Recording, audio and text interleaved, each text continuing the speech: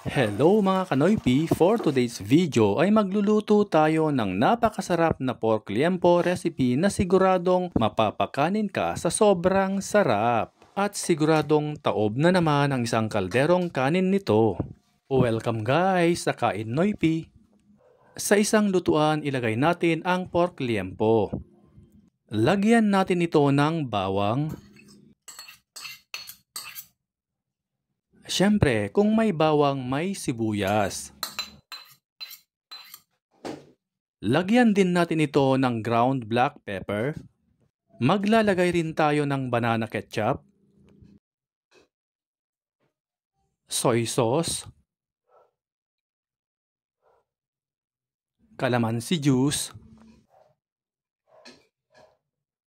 at siyempre, lalagyan natin ito ng soft drinks.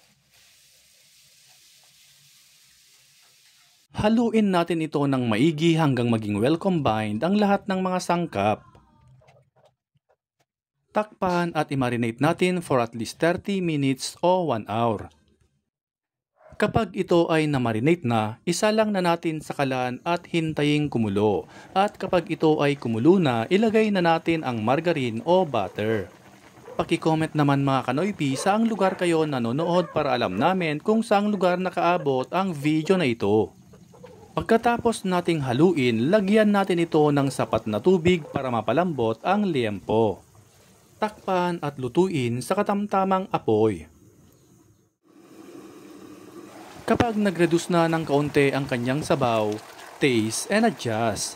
Magdagdag ng mga pampalasa kung kinakailangan. Lagyan natin ito ng kaunting asukal, pambalanse ng lasa. At haluin ng maigi.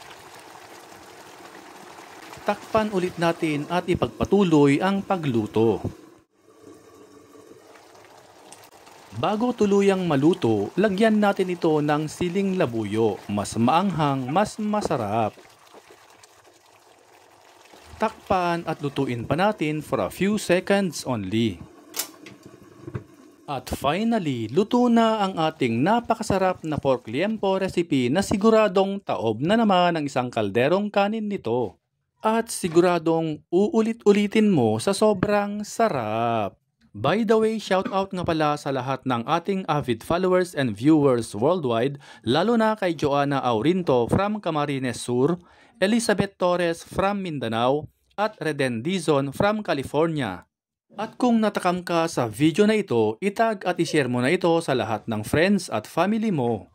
At kung bago ka pa lamang dito sa aming page ay mag-follow ka na para updated ka lagi sa aming bagong recipe.